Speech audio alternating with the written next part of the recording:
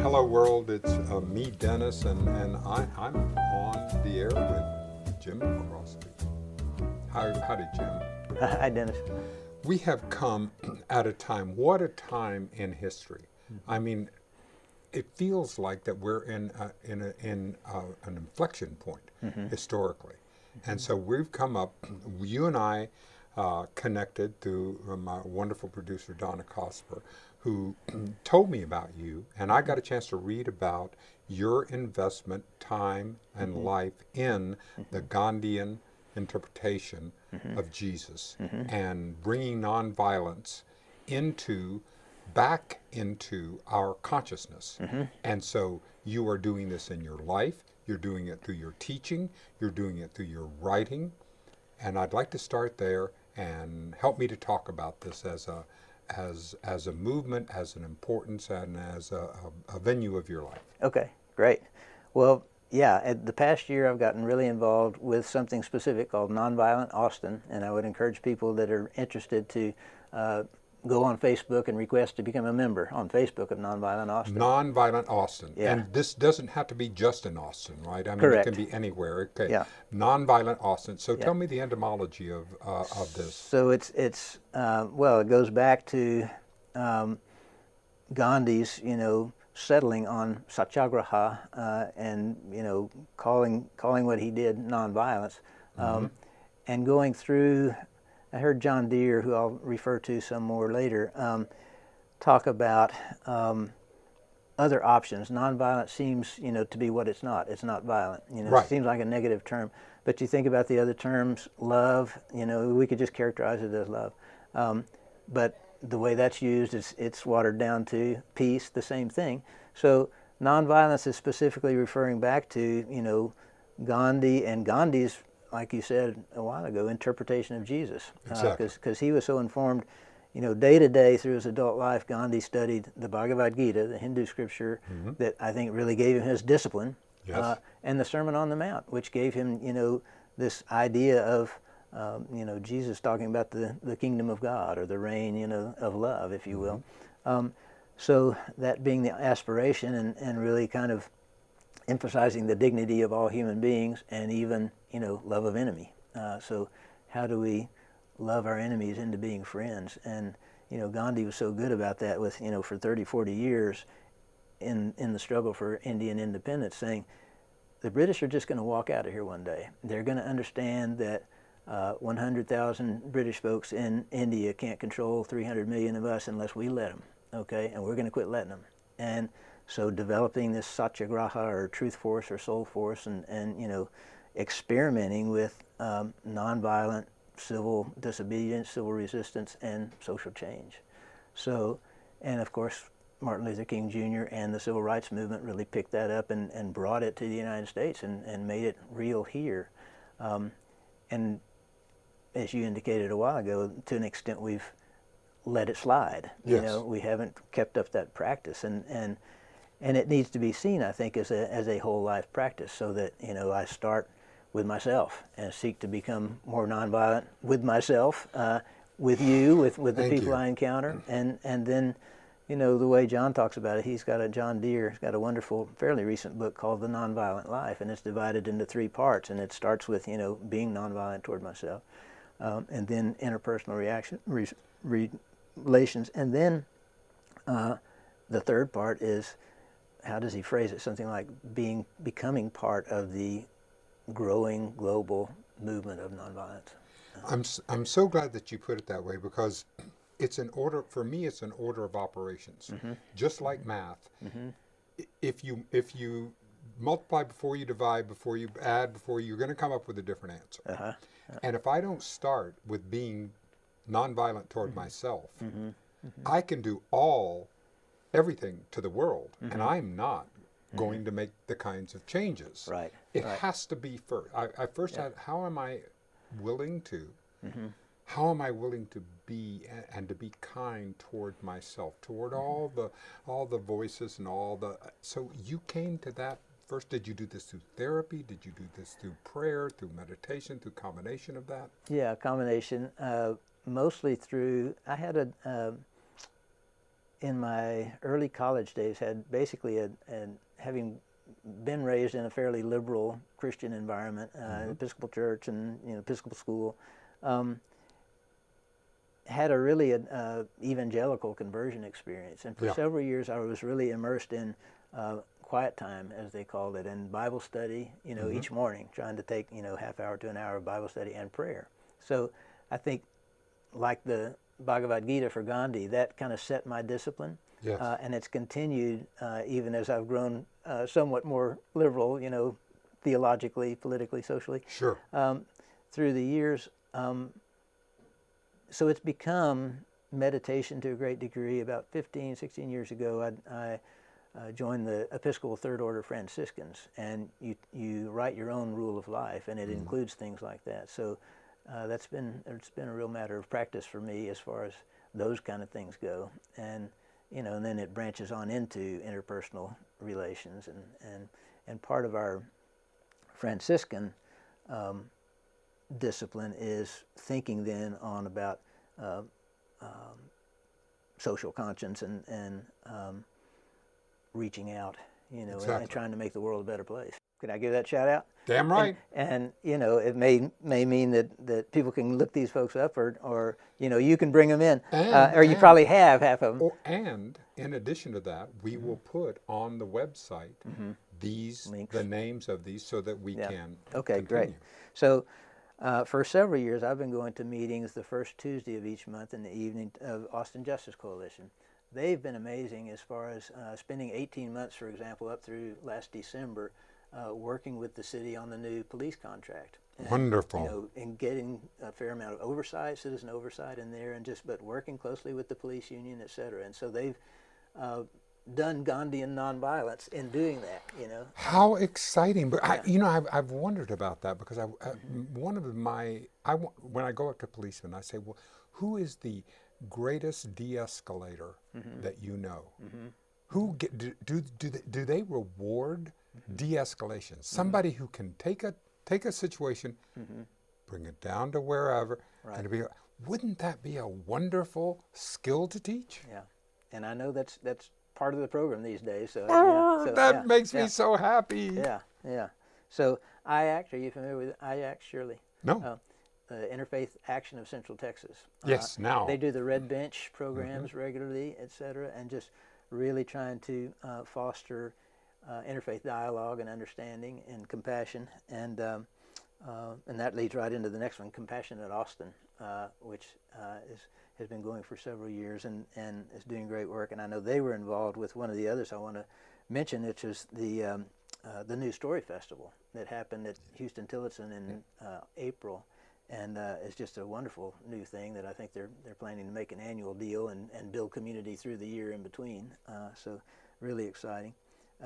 Veterans for Peace has been around at least since Vietnam days, and there's an active group here, and we'll be working with them some. Nonviolent Austin will in the next week or so, and the Austin Friends meeting, the Quakers, and the Unitarian Universalist Church on commemoration of Hiroshima and Nagasaki. So there'll actually be something at the First Unitarian Universalist next Saturday, the 3rd of August, for commemoration. And then I think on the 7th, which is Wednesday night, there will be and this is going to air on this Wednesday night, right? Who knows so, when but this anyway, is going to air? yeah. All right, well, how does I this think Wednesday will have happened? Okay, yeah. Well, at Lunef Point, we're going to do a commemoration also of Hiroshima and Nagasaki.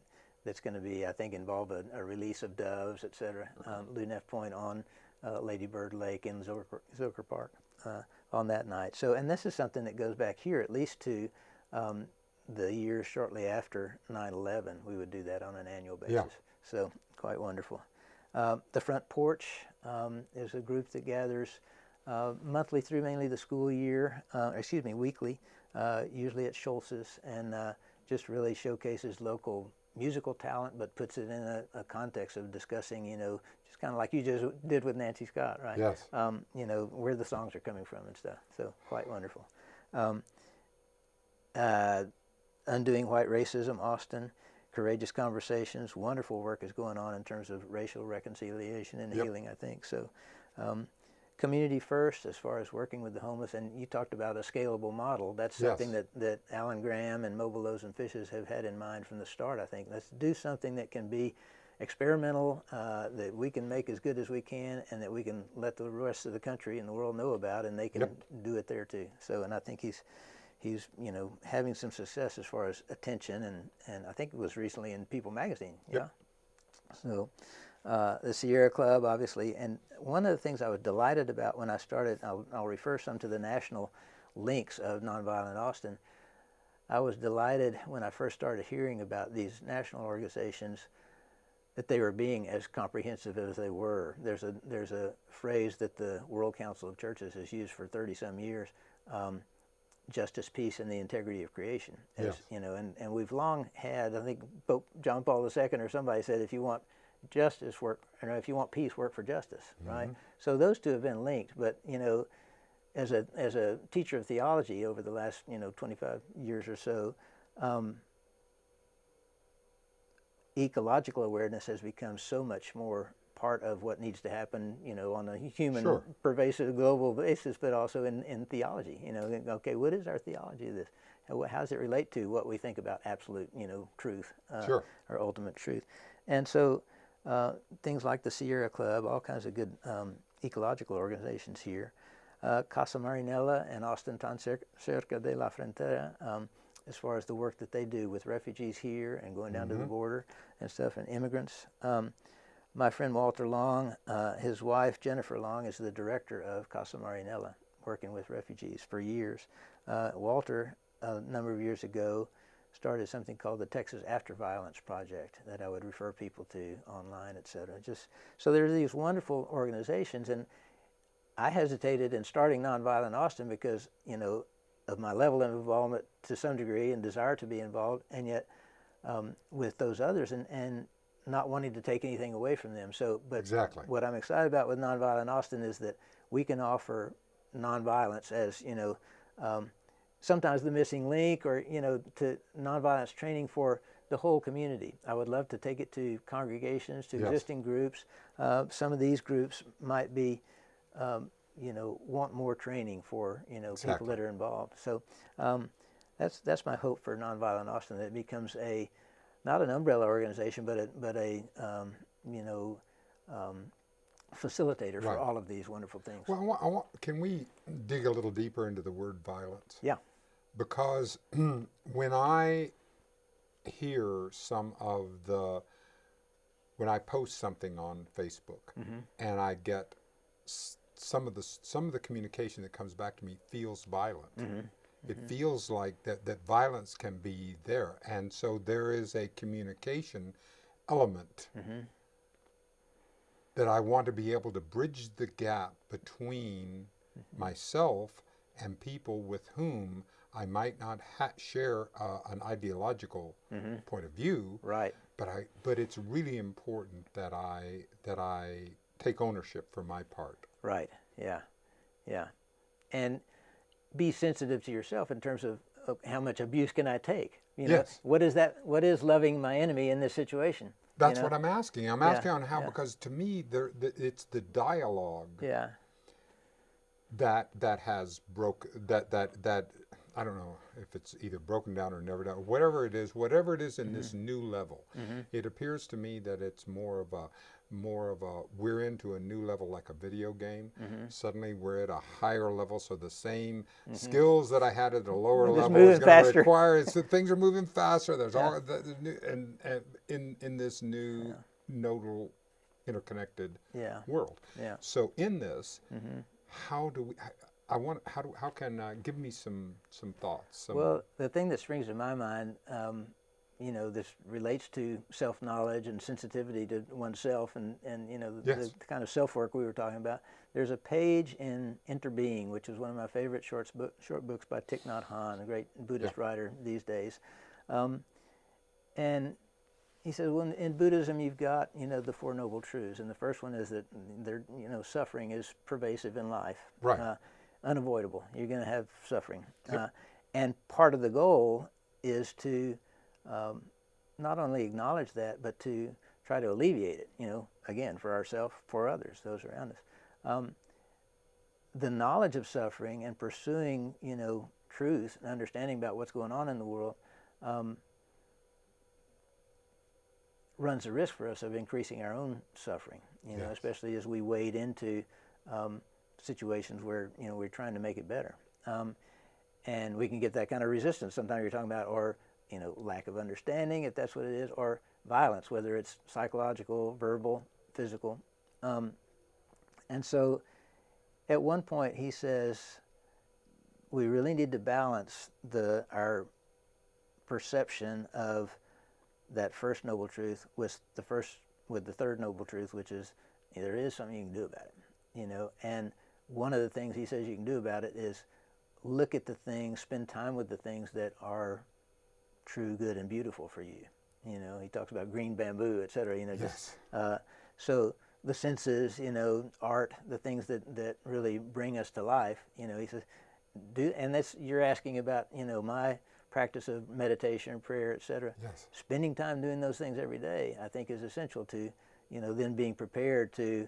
And I guess I would go on from there and say, what has served me in my attempts as a teacher, etc., is kind of the Socratic method. Try to draw people out, Yes. and say, well, tell me a little more about why it is you think or feel that way, Yes. and just try to really understand. And ideally, if a person feels accepted, understood, loved, maybe inspired, maybe knowing you still disagree, but still feels heard, then they might get to the point of saying, okay, why do you and I disagree about it? What do you think? Exactly. So I think being heard, feeling heard. I know that whenever my frustrations always come from whether or not I feel heard, or whether or not I've said what I've needed to say. When you look out over your students now, when you look out at your students, what do you see any changes in their perception being in the digital, being digital natives? We're digital immigrants. We Dinosaurs, always I have call to make myself. that. We always have to make that translation from analog to digital in our mind. They're digital natives. Is the wiring there? What's going on when you're looking at their eyes and you're looking at what's going on? Give me some generalities. The great frustration as a classroom teacher is, I'm not as disciplined as I should be about saying, okay, while we're here together, and it's basically my classes are seminar style, I want us to be able to look each other in the eyes. I want you to interact with each other.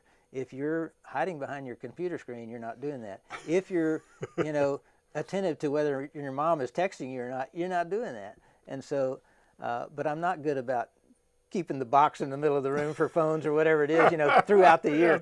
So I struggle with that. But I do feel that there's that we have, as a species, changed some, and these things that are extensions of us are, we risk our technology owning us rather than owning it. Yes. If I can put it that way. And so I struggle with that, and try to. My colleague Jim Woodruff, who teaches the other half of the senior class, is much better about, okay, let's get outside, let's walk around, let's have a moving classroom experience. And so my last year, I think this year before I retire, is I'm going to try to do a lot more of that. But yeah, trying to look people in the eye and encourage them to do that as well.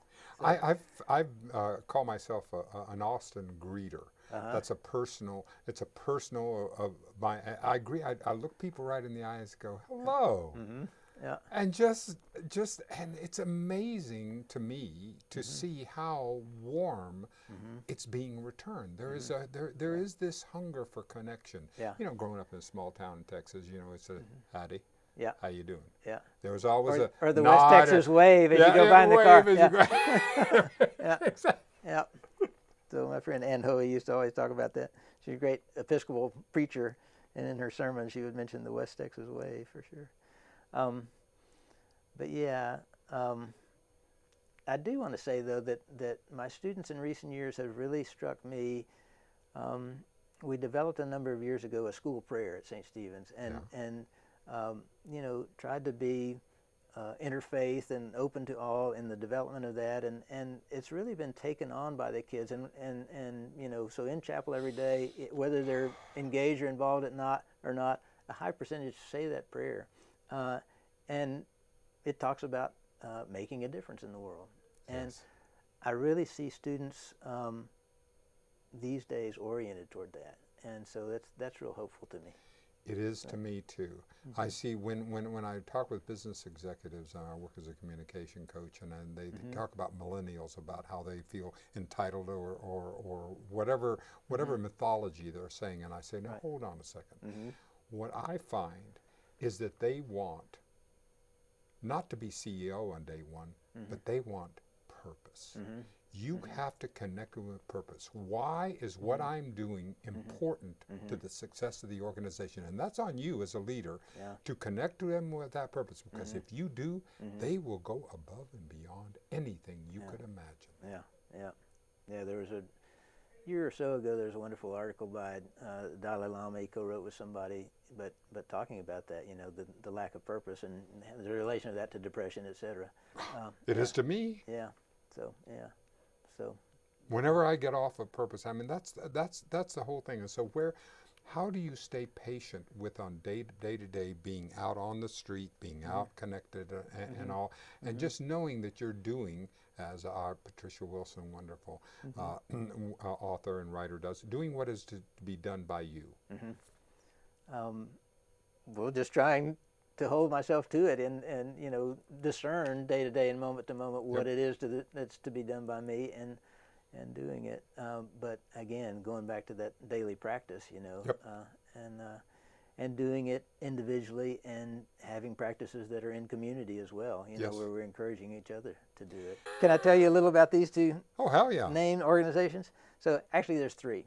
If you go back 30 years, something started called Pace e Bene Nonviolent Service, which was a group of Franciscans, active Catholic Franciscan brothers, I think, primarily. And they developed training for nonviolence training and delivered that around the country a good bit. For 30 years it's been now. 6 years ago, they started Campaign Nonviolence, which focuses in part on the annual United Nations Day of Peace, September 21st. Around there, the week of that, they decided to, or they have gone for the past 6 years to Washington, D.C., assembled people there and you know, done events and, you know, nonviolence training and I think interacted some with legislature, et cetera, but be a presence, you know, for that week around Peace Day. And then they started trying to do that around the country, you know, in the week leading up to it, you know, what are the events, and they're up to 2,000, 2,500, I think now, events around the country in that week before. And so about 3 years ago then, John Deere, who's one of the leaders of Campaign Nonviolence, was, I think, in Carbondale, Illinois for a talk and heard about nonviolent Carbondale. And they had gotten the city council to name it as a nonviolent city, and they had this list of things that you know, they were trying to do and what a nonviolent city looks like. And so John kind of grabbed on that idea, and Campaign Nonviolence has since then started the Nonviolent Cities Project. So I'll give you these two flyers that they've put out. So that's about Campaign Nonviolence, and their website connects you to that, and their annual event in September especially. CampaignNonviolence.org. Yeah. And then the subset of that, 3 years old, is Nonviolent Cities Project. And it's got that list of quote unquote bullet points that says, okay, here's what we aspire to. This is what a nonviolent city would look like. Right. Yeah. So we've started out here in the past year with Nonviolent Austin saying, and like I say, started out mainly with a Facebook page. My friend said, you know, who had tried to goad me into getting, you know, looking at their photographs, et cetera, on Facebook for years and years, and I'd resisted. They say, okay, if you're going to get active, Crosby, you got to go get on Facebook and you know, be an organizer. And so I got on Facebook, and it was kind of funny because two of them that were getting me started on it said, just play with it, you can't go wrong. And of course, immediately I went wrong. I had to have my personal page, and then I had this Nonviolent Austin page, and you know, it was all mixed up. So, but anyway, I've waded into that over the past year, and then we've had a couple of wonderful meetings of a small group, the steering committee, and that's one of the key things that, John Deere has 10 steps, do this if you're going to.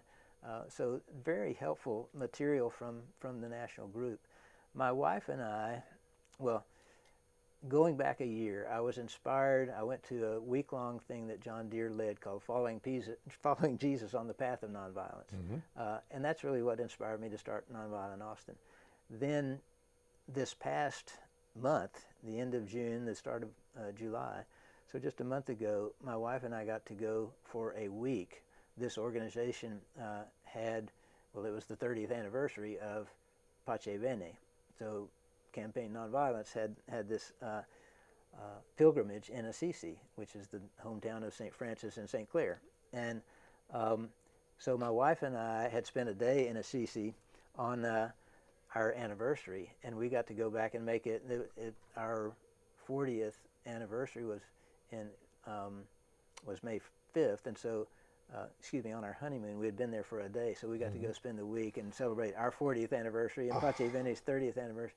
And the teachers, John Deere, who's a former Jesuit, and he remains a Catholic priest and just an incredible activist. I told you the other day he was inspired by and mentored by both the Berrigan brothers back in the 70s and 80s, and Dan and Phil Berrigan. And so he's just steeped in Gandhian, Kingian nonviolence and the connections with the New Testament and the Gospels. And so he taught that for a week last year, really inspired me. And then Tara and I got to go and spend a week with him and Ken Buddigan, who teaches at DePaul and just has really studied up. The week before our pilgrimage group was there, he was there with a group of his students, and he'd had the whole semester, spring semester, leading up to their time there.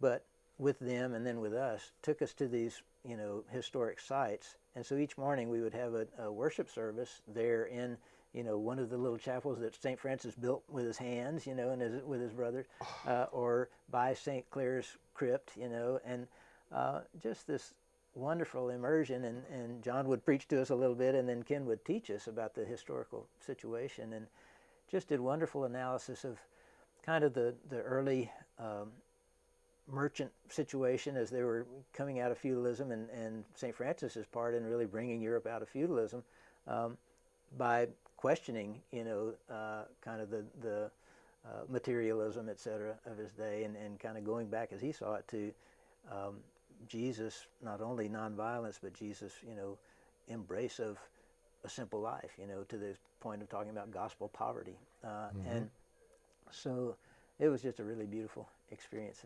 And if we get a chance to talk again, when we do, I want to talk about how does gospel poverty look in the abundant country that we live in, to keep it simple.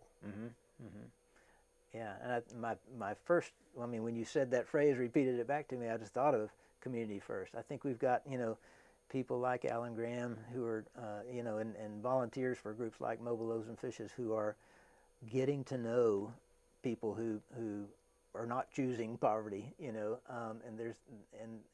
gospel poverty never says that material poverty in itself is a good thing.